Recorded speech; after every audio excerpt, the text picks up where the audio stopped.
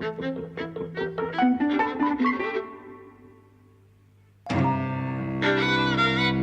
and welcome to Eavesdropping at the Movies. I'm Mike. And I'm José. And today we're talking about If Beale Street Could Talk, which everyone's been looking forward to. Yes. We were looking forward to it. It's written for the screen and directed by Barry Jenkins of Moonlight fame. Yes. Which won the Oscar just a couple of years ago. Yes, from Moonlight. Snatched it from under La La Land's nose.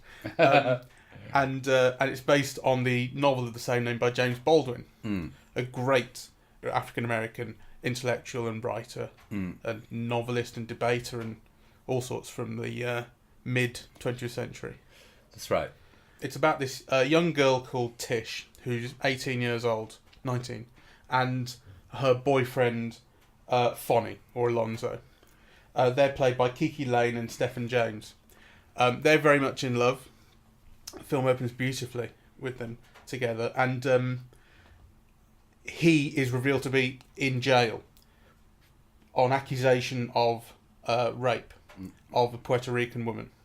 Tish reveals to him that she's pregnant, so a kind of multi-stranded plot develops with her on the outside of prison trying to cope with the stress of him being in jail, the case that they're trying to track down the woman because they think there's no way he could have done it, so they're trying to prove that. Well, they know there's no way he could have done it. They know there's no way he could have done it. She was with him, and right, a friend was with him,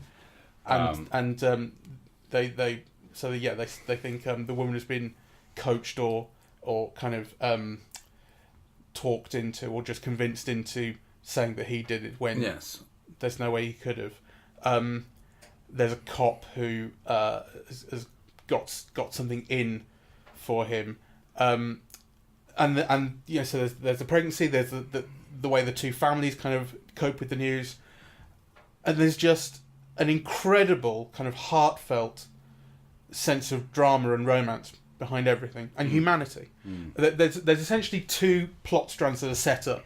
So there's the kind of main plot, which happens in quote unquote the present day. This is in Harlem in the early 70s, late 60s. Yeah, I would have said like late 60s, early 70s. Yeah. The novel came out in 74, I think. Okay, so this is when it's set. And so you've got the main plot which deals with that, which is while Alonzo is in jail, and they're trying to track down this woman and deal with the pregnancy in this.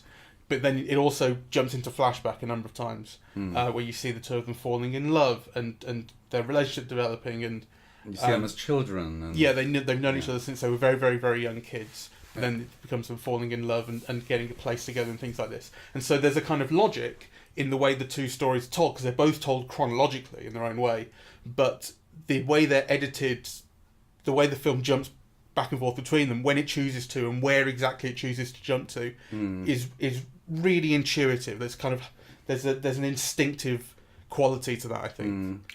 Yes. There's something Terrence Malick about it, I think. Well, I thought it was too self-consciously poetic. I mean, I think, the film is aiming for a kind of poetry, really. And in many ways it succeeds. But I also find it a bit stiff. Yeah. Really? I do. I thought there was an unbelievable depth of feeling to the entire thing, and I was just in love with it throughout. I was too, but there were some moments where you just feel that it feels kind of contrived, really. I can understand what you mean about it feeling kind of self-consciously poetic. There are shots of, for instance, Alonzo's sculpture. He's a sculptor and he makes things out of wood. And there are these points where the camera kind of tracks around this sculpture in 360 degrees and just very, very slowly, and it just focuses on this thing for a long time, and then another shot will kind of fade in over the top.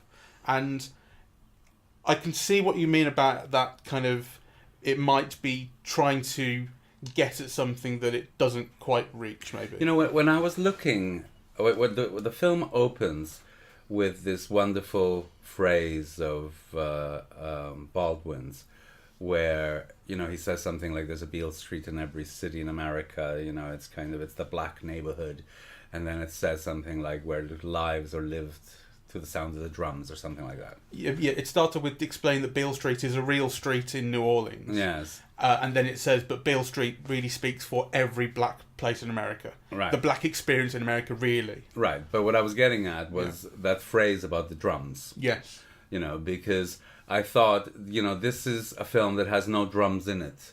It has violins, right? And it has saxes. Yeah, and it has sadness, right? But it doesn't have the anger, you know. So I think what Baldwin is arguably the most important writer in my life. I mean, I came to him as a teenager, you know, and he's kind of someone who means a lot to me, and I can recite phrases, you know, from some of his novels and essays still.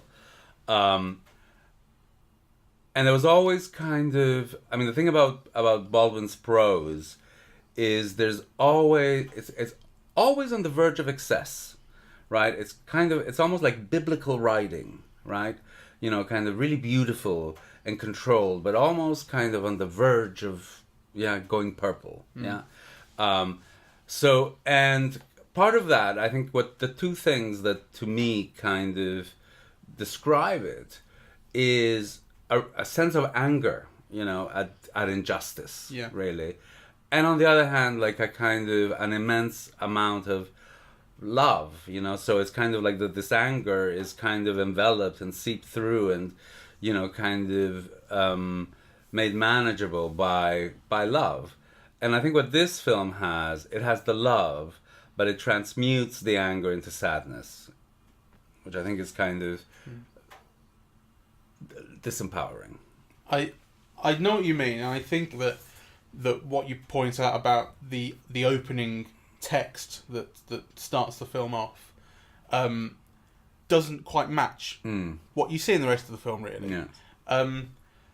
And I think there's something almost kind of, and this would come from the original novel as well, there's something kind of presumptuous about the phrase, if Beale Street could talk, with Beale Street kind of standing in for the black experience as a whole, because it's sort of trying to say, this speaks for an entirety of black American experience, which it kind of can't. Nonetheless, there is a sort of... it tries to, though. Yeah, and you're right, that the lack of anger is an omission, in a way.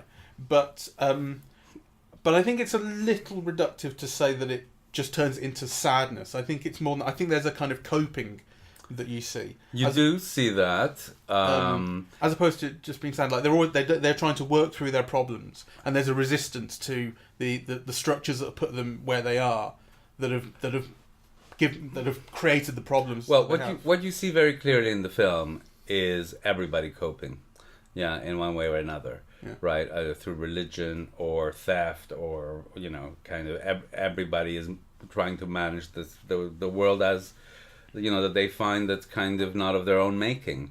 And the film is very careful about kind of showing you structures, right? So it kind of, you know, in some scenes you have photographs of, you know, other similar injustices that have happened, you know, historically. Sometimes it brings people within the narrative into history. So, you know, when you see the woman who's being raped, you originally see her in the same type of photograph, you know, as you see kind of men being arrested or men in jail or so it puts her into history in a way.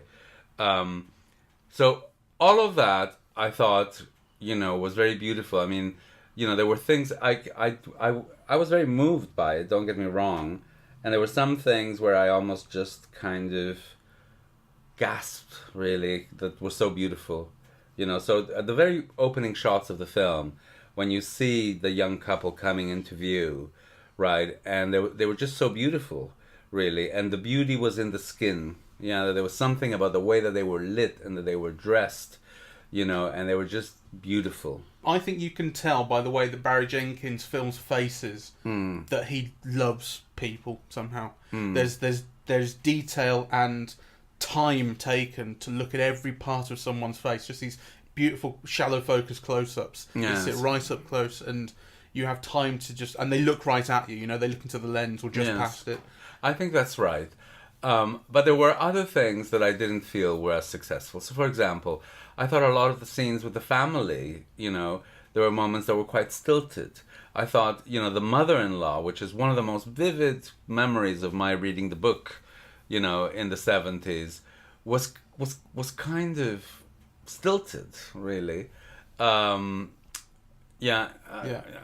I think there's a real self-conscious attempt to be poetic, and there isn't the freedom or liveliness or control to just let it flow yet, right? Everything is kind of too controlled, too purposeful, right? Like kind of, and in a way that I think kind of, for me, worked against the film.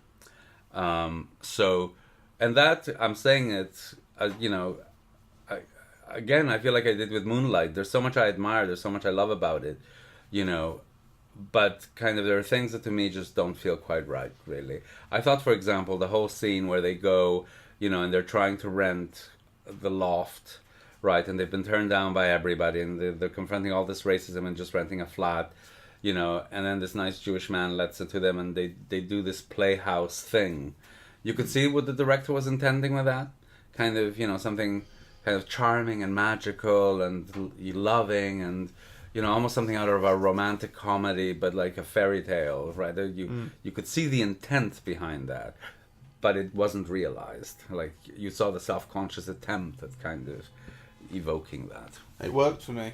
Oh. I gotta say, you know what you're saying about it kind of not flowing. That's just not how I felt. I felt it flowed really beautifully, and like what I said about when it chooses to go back into the flashback and then come back into the present day, and where it chooses to go to. Exactly. Well, that aspect worked. It flows really beautifully. Okay, that aspect worked well up to a point. So actually, I think structurally, I liked all of that. I liked, you know, the interconnecting but parallel structure of the narrative. I think it worked very well.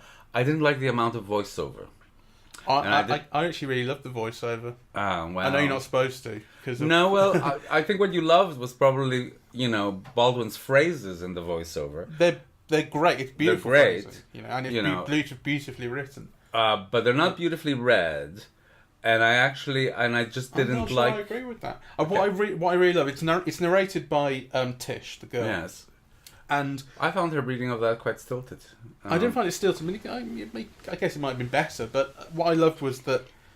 I didn't question it for a second, and particularly when she's narrating in the flashbacks and when they're really in the throes of love. It's partly the narration and it's partly the way it's shot as well, and partly just the writing and actually what happens that you can feel completely why she loves and desires him. Sure. You know, I fell in love with the guy almost.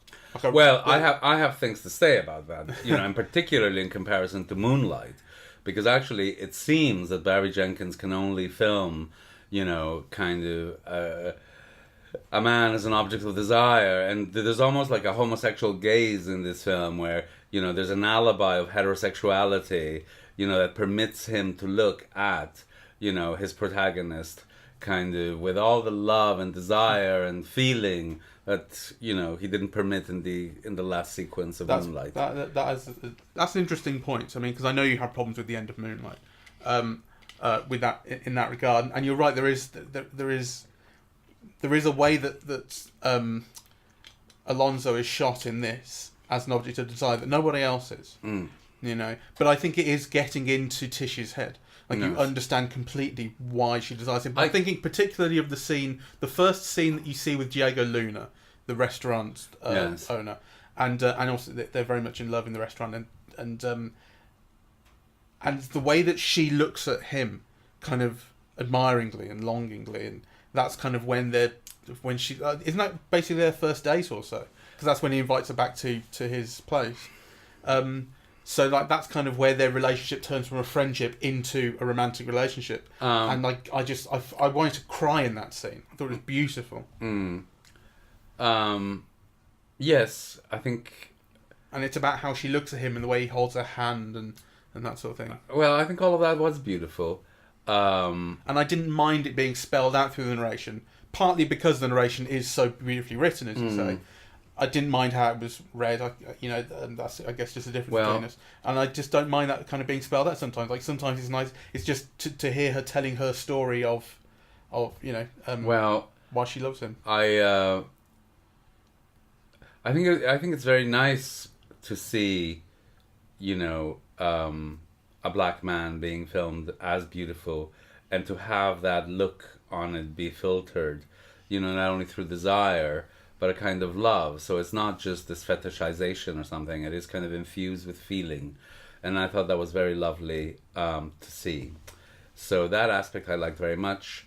I liked some of the interplay. The interplay between the two fathers was just lovely. I love Regina King. She had like kind of a fierce honesty, really, that comes across. That's just beautiful. So all of that I liked. I didn't like the central performance by the one of Tish. Yeah. KiKi Layne. Yeah. I thought it was too she's a little mannered. blank. Yeah, and kind of still stiff, really.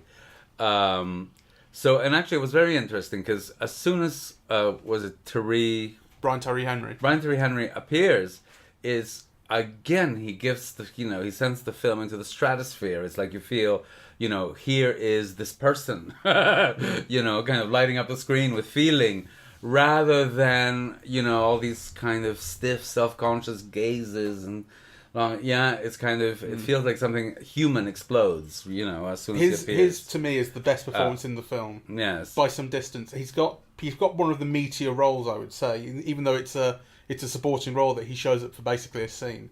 But he's an old friend of Alonso's, and he shows up at his place, or bumps into him in the street, and they come back for a few drinks, and while they're drinking and chatting and joking, he then reveals that he's been in prison for 2 years for something that he didn't do, stealing a car. He says, "I don't even know how to drive," and then he talks about what he's gone through in prison. Well, doesn't talk about it in any detail, but he talks.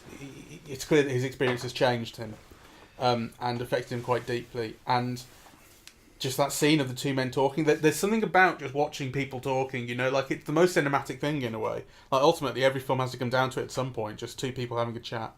And how do you film it, and how does it feel? And the way it's shot is with these kind of singles that pan across from one character back to the other very slowly, and it just or if the characters are in a two-shot, one will be in the background and one will be in the foreground, and then they'll rack focus between the two at just the right time. They're beautifully shot to kind of direct your attention. And Brian Tyree Henry is, again, so full of feeling and emotional honesty and transparency. He's fantastic. He's amazing.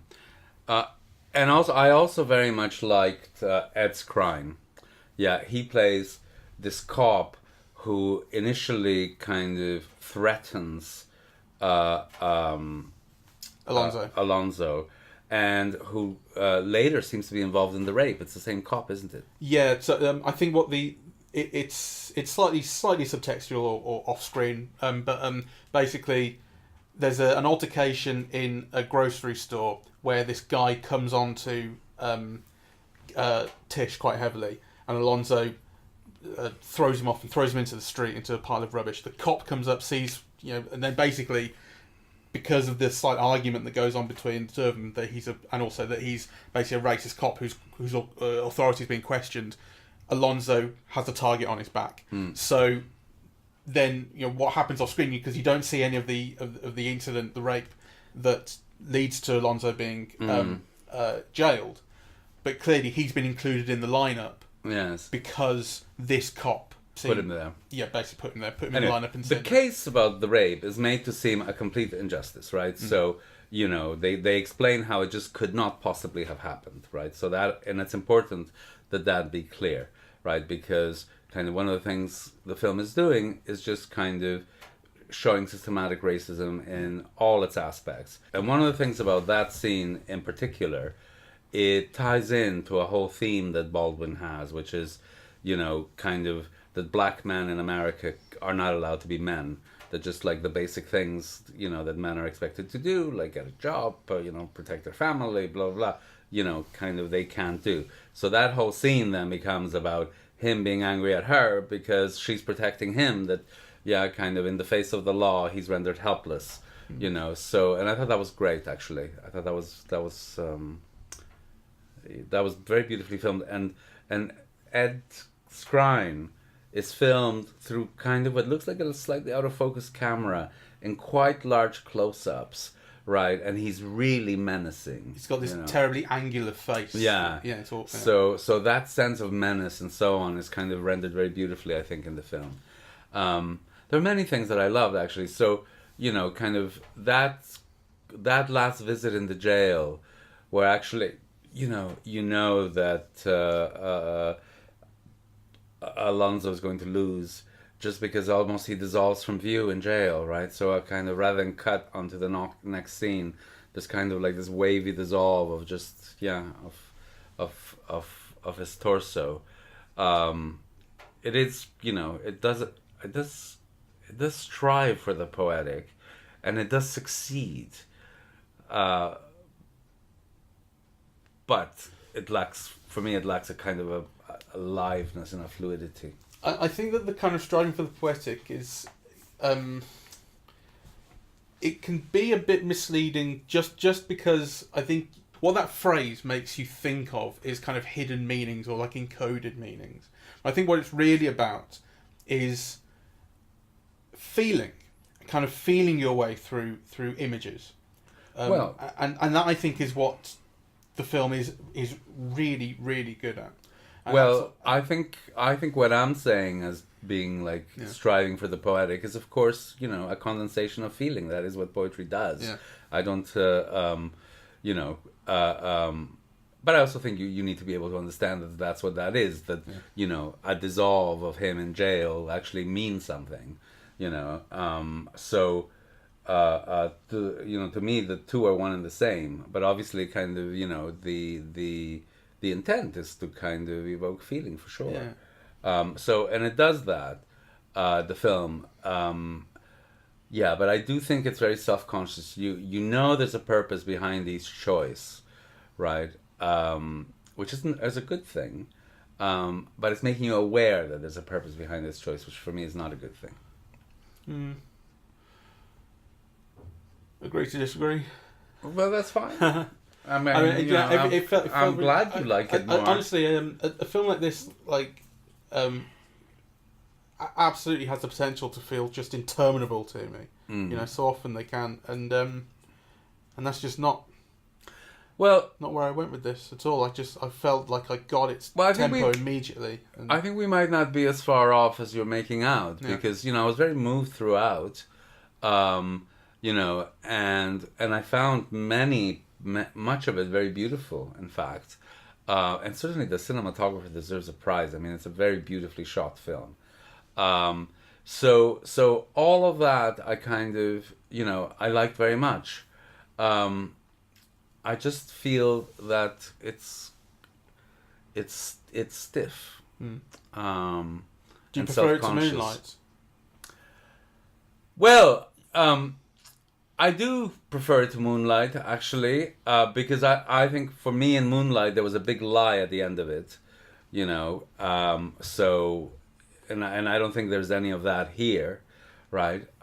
So I mean, the whole thing about Moonlight, about this young man who's a pimp and blah blah, and who's still a virgin and in his mid-20s. I just couldn't believe a second of that, and I thought it was a cop out. It was an unwillingness to kind of show gay men in the same way that he's showing, he could have showed exactly the same thing that he shows this young straight couple doing in this film, and it would have been beautiful, but, kind of nothing.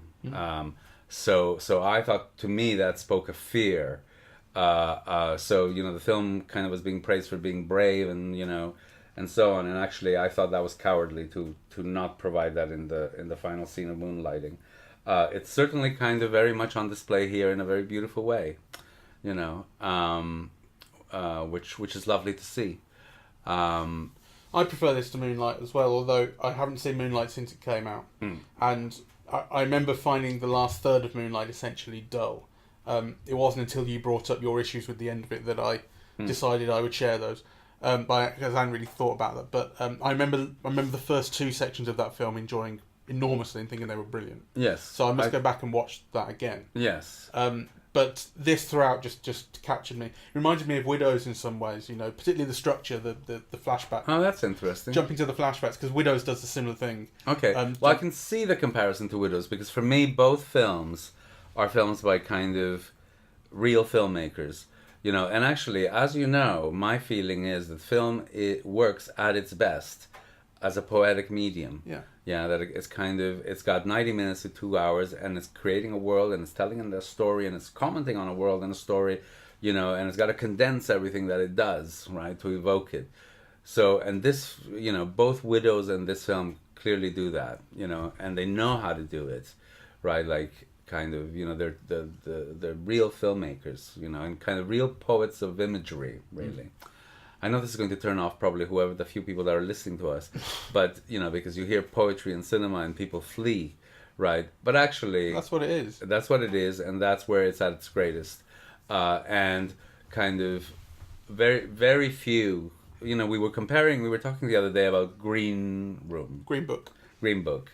You know, well, you know, that wouldn't know poetry if it bit it in the ass. It hardly knows that film is a visual medium.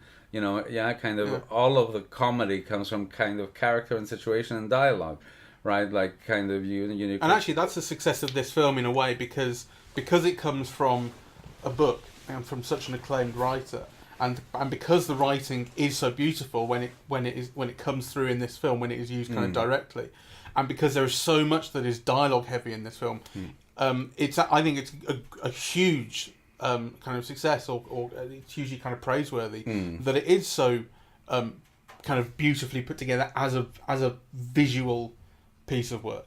It could be just so writerly and stayed. Yes. And I know what you're saying.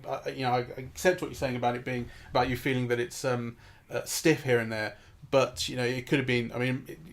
Imagine if Peter Farrelly had directed it. Yes, exactly. No. Yeah. No, I mean, kind of, you know, I want to underline that, you know, that I was very moved through much of it, and it is very beautiful, and it has very beautiful moments, actually, you know, some things, you know, that I think I'll remember for quite a while. So, you know, I'm not dismissing it. It's not a kind of a piece of crap cinema. It's like moonlighting to me in a way. Moonlight in the sense that they're almost great works, but to me there's something lacking in both of them. Yeah. Yeah, okay. that it's not quite there really. So you know, so that's kind of a different perspective on it. You know, I can see why people are praising it. I understand. And yet I think there are some elements that I wish would have been more alive in the film. Well, that's kind of what I was saying a little bit before. I think I went off my own point about the title having this kind of all-encompassing objective to represent, to suggest that it represents this kind of huge variety of kind of black experience, and it can't possibly. And one of the things that, as you say, misses out on is anger. There isn't this sense of anger towards the system. There is a sense of, as I said, sort of coping and resistance and just kind of doing your best and getting through however you can, which is a different way of doing it, but like it's not, you know, it is something that is just kind of individual to this story, but there is nonetheless there is some variety of, like, it's not just about Tish and Alonzo. It involves the families as well, and actually you get these scenes where they're not even involved at all, and it's about the dads, or it's about the mum going to Puerto Rico to track down the woman and speak to her. I thought that was an interesting scene, because there's something unstated in there, or maybe not even kind of realised at all about you know, the film was all about kind of racism and systemic injustice against African Americans, but what about the Puerto Rican woman who, you know, I mean, still Puerto Rico is not a state, and there are people who want it to be and people who don't want it to be. But like then they had that awful hurricane a couple of years ago, and no help at all, and that sort of thing, and like they're not being looked after. They are is a territory of America. Yes, it's considered a part of America, but I think it's not a state; it's a territory. Yeah, or, exactly. So like they should be being looked after basically, and they're not. And obviously, well, they are American. Yes. Yes. And obviously racism against Hispanic and Latino people is as hot a topic today, you know, in the kind of Trump era as it ever has been. And so it seemed to me there was something kind of unrealised maybe in the film about like a certain commonality that there could have been, or maybe a difference between the mother and the Puerto Rican woman in the kind of way they feel they're treated. I think I'm not sure if I disagree with you or if we're getting to the same thing from different parts, because I think the film, again, you know, I admire it for doing this, but it also felt too artificial. So, you know, the film is trying to contextualize race within other oppressed groups in America, whilst kind of acknowledging that there are differences amongst them, right? So, you know, you're very blatantly shown that the person who actually does consent to renting them a living space is a Jew, right? Kind of, you know, that's almost the first thing that you see about the landlord, is that he's a Jew, because you see his cap, you see him from behind, you see his That's capo right. on his head. So, you know, and then of course, and then you have the Puerto Rican, and you know, you have the Diego Luna character, so it's kind of, and yet the Puerto Rican woman is white, right? Which they could have had, you know, a black Puerto Rican, right? So you could see that all of these things have been thought through to make a point, really. So, and I kind of, I appreciated that kind of very much about the film. Well, I suppose the point I was kind of getting to about the Puerto Rican woman in particular is that I think it's something that the film could broach, and I don't think it does, but then I'm not sure if I would want it to or not, in a way. I don't know if I would want that to, I don't know if that maybe would bring up something else that would distract from other things the film is doing. I don't know. So I just kind of, I'm bringing it up very kind of vaguely, really. The film has things... But it's just something that occurred to me. The thing has films that it raises and it lets linger, and you always, and that's one of the great things about it, actually, that you always feel there's a backstory and a social context and a history to each of the characters, right? So, for example, the Puerto Rican woman, she went to New York with this guy, and then they had 3 children, and then he left her. And then you know, I had this feeling, well, what happened to her? Was she a prostitute? You know, how is she supporting these 3 kids? She, you know, she moved to a poor neighborhood, you know, a derelict neighborhood. So, you know, kind of the film suggests all of that, right? He's a white guy, isn't he, the husband? Doesn't the film say so? That's right. So, I think the film describes it, or the narration describes it as having pumped 3 kids out of her, and then split. Yeah.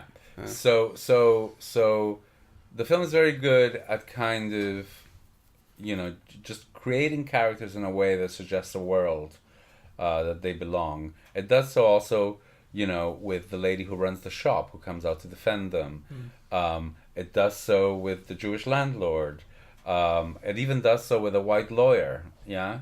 Kind of, you get their world. You get kind of glimpses into their social relations. I mean, that's quite an achievement, really, you know, to be able to do all of that. So I think the film does a lot about kind of conveying, you know, a multi-layered, complex kind of evocation of structural racism in America. I think it does. You know, the thing that's missing is kind of both anger and pushback. You know, some political pushback, or know, I guess that's just saying I can see why I can see how that is an omission of a sort, but I think it's also something that I didn't miss. I think I just felt maybe it's not necessary in every kind of version of these stories, and I didn't feel like anyone's response to what they were going through was unrealistic. Put it that way. Like, there could have been more anger, but I believed in everyone's response and everyone's kind of way of handling things. I think there could have been more anger in the main male protagonist. And actually, there was a suggestion in jail he could have let rip. You know, he certainly deserved to. We felt, you know, he would have earned the right to do so. And it was always kind of muted. You felt his pain, you know. Yeah, what I would have liked to have seen more of is the difference in experience. That being in jail and being outside of jail, caring for someone in jail, are very different things. And being in jail, you do get a sense of things are awful for him in there, and he kind of expresses that to Tish. Well, but sometimes it's you not see him with black eyes. You and, see him having been like attacked and been in a fight at one point. But you're right that it is too unstated. It's too tamped down. You're right on that. I'm right on many things. What do you mean you're right on that? Well, no, I'm just saying, I agree with you. I think that's a good point. You know, like when I say I believe in everyone, I do. But that is something that could have been better. That he does express anger. Just the one point he kind of lashes out slightly when they're having visitation, and he basically kind of says, "You don't know what it's like in here," but it's a moment. It could have been more. I think you're right about that. The point I was making just before about widows, the commonality, I think there are probably a few, but the one that particularly occurred to me during the film was in the flashback structure, because Widows does something similar with the flashback. Viola Davis's character remembering the life that she had with Liam Neeson and their son. The difference, I suppose, the kind of most concrete difference is that those flashbacks go back a long way. Those go back several years, whereas in this, it's over the past few years up until basically the night of the rape that he wasn't there for, but was jailed over.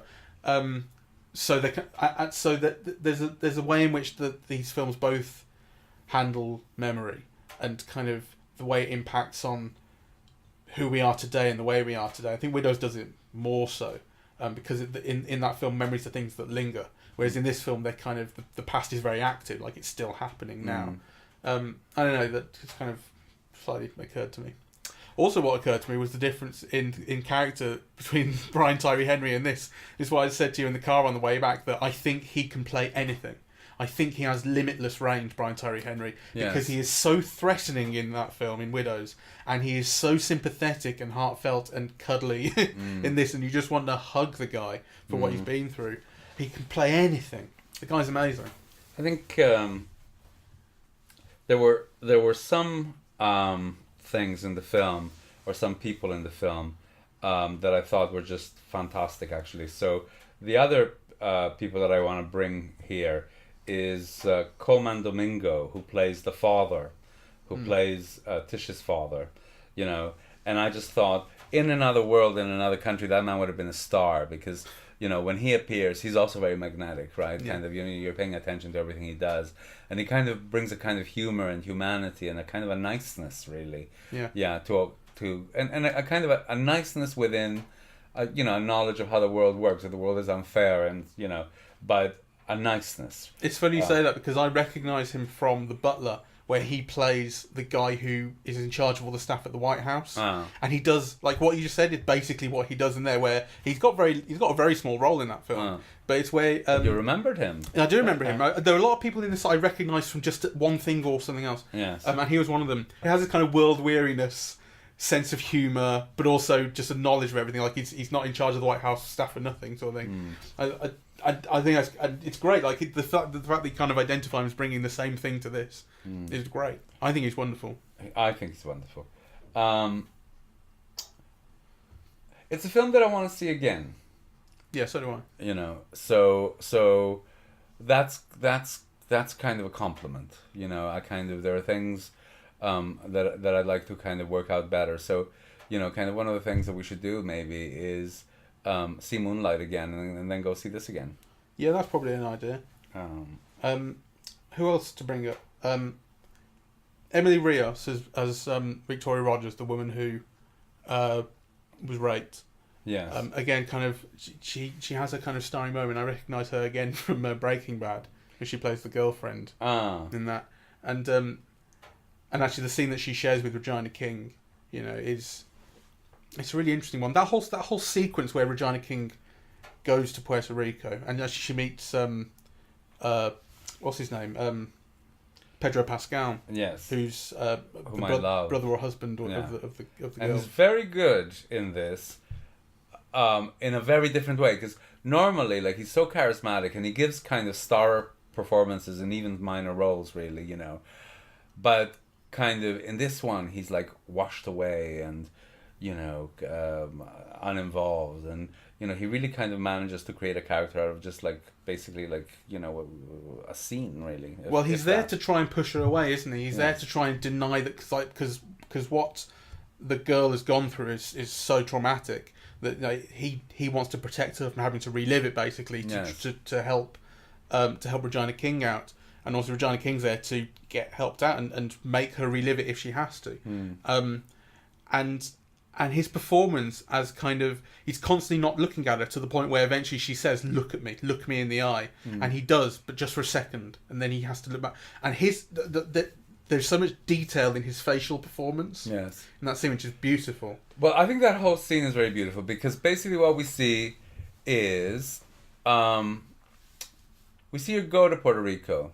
And then when she goes out of the plane, it's almost like it's another world and she's kind of another person. So actually it's not just somebody getting off the plane now. It's like almost like a rich American getting off the plane or something, right? She's dressed differently. She's, she looks elegant and so on. And then there's that whole scene in her hotel room where she's trying to decide whether to put a wig on or not to put a wig on, right? If she puts a wig on, kind of the hair, is less nappy. Right, and so kind of you can see that there's this whole discussion of how she's going to present herself to this other woman. Yeah. Right, and actually that has a whole racial dimension. So, is she going to fit into Puerto Rico better, or or does she kind of highlight the distance?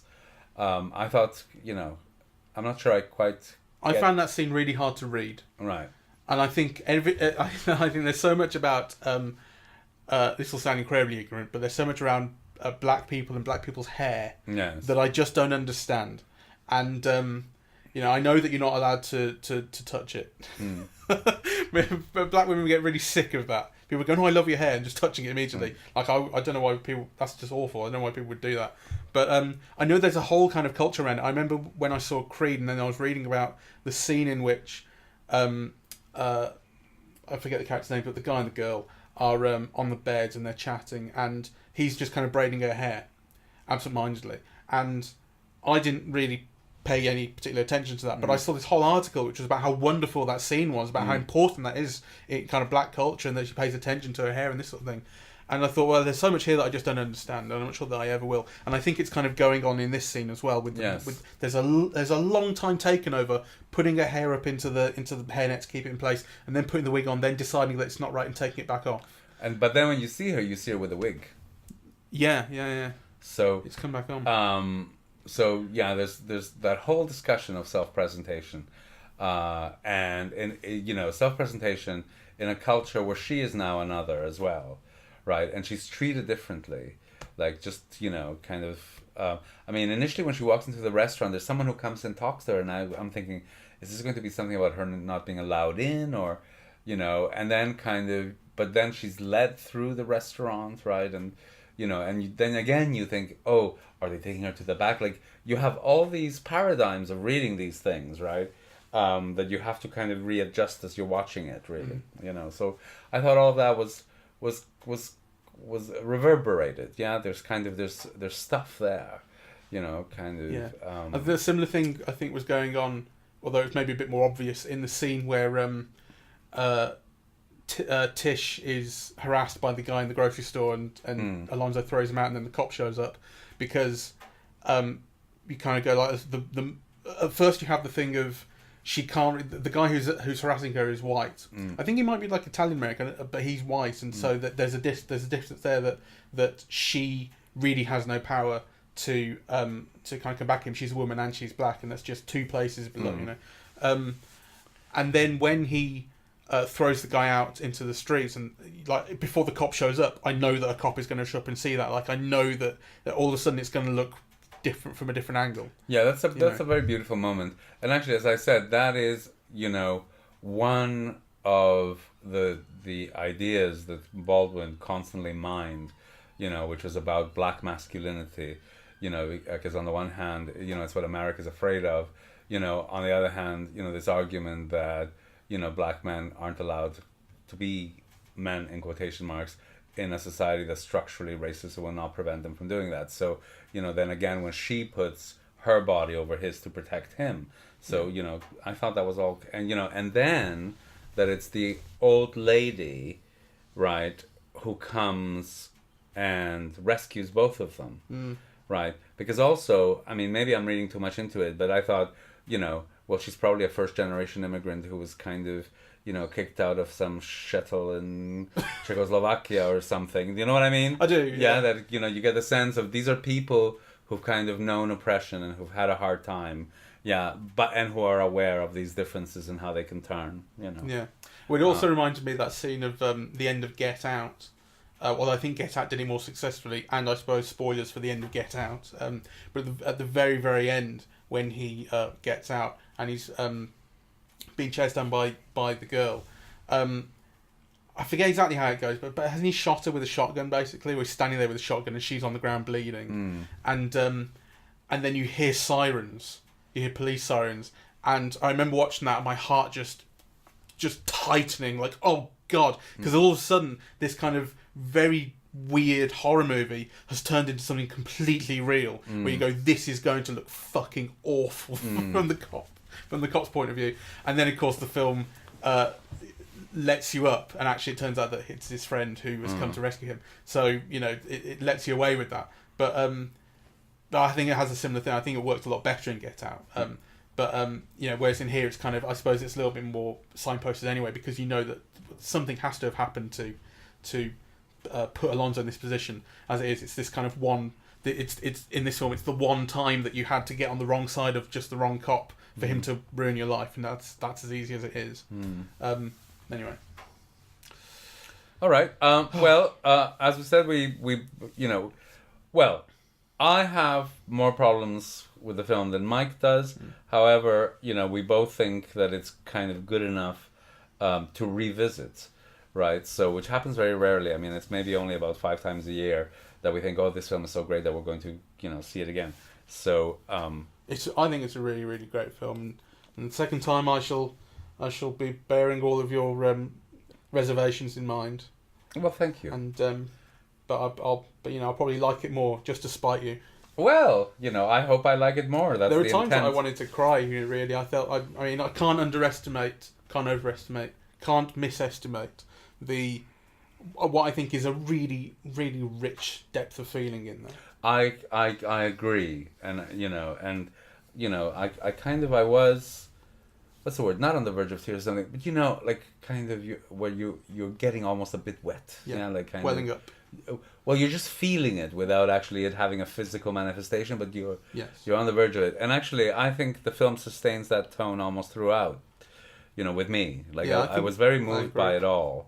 And it finds real beauty in places where I remember the one shot which really struck me, which was again of a face. I mean, he films faces so beautifully, which is in that scene where they're playing at what their home will look like once they've kitted it out.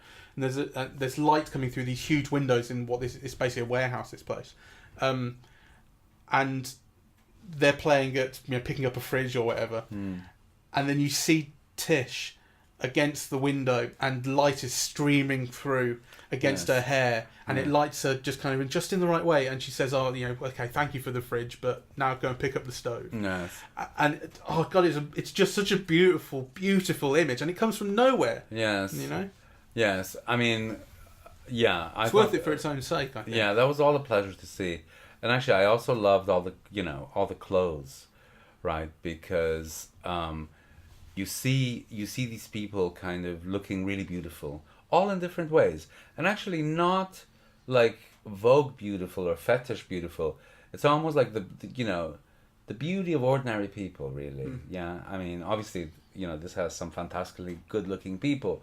But also you see that, it's what you were saying about faces. He finds the beauty in people, and in some scenes, Tish looked like a goddess, right? And in others, she looked like a shy teenager, right? And kind of, but kind of, it's a very visually beautiful film. Yes, it is. Astonishingly beautiful, and actually I wish it had been projected on celluloid. It's the first time I've thought this in ages. But it was projected digitally and it looked very beautiful and crisp, but you can tell that had it been projected on celluloid, the darkness in the shadows and the blacks would have been even richer. Like the thing is, when you project digitally, even black kind of shows up, it lights a little bit, and that was kind of disappointing. All I remember is when I saw Seven, the David Fincher film, when it was projected on film. They brought back a bunch of films at Cineworld a couple of years ago, and I saw Seven, and projected on celluloid, it was incredible because it's basically pitch black the whole way through. Yeah, and the kind of beautiful. contrast is incredible. Had this been shown that way, it would have been even more beautiful to look at, and it's kind of a shame that it wasn't. It was just the slightest bit sort of hazy when it needed to have been, I think. But that's the problem with the projection than the way it's that's also really filmed. nitpicking, my God. Of course it's nitpicking, but actually the film is so beautiful that made me think of that. No, that's good. Know? Made me think of that nitpick. That's very good. So there you go. All right. So, yeah, no, it's really, really good, and I'm looking forward to seeing it a second time. And, Yes. and we'll watch Moonlight in the meantime because we should revisit. When's the last time you saw it? Not for a while, maybe a year or two. Yeah. Since when it came out, I saw it several times, maybe 3 in fact, but not since then. Yeah. Okay. So we'll revisit that as well. okay. Lovely. Righto. This is Eavesdropping on the Movies. Thank you very much for listening. We are on iTunes, SoundCloud, and YouTube. On social media, we're on Facebook and Twitter, and the website is eavesdroppingatthemovies.com. Okay. Bye-bye. Bye.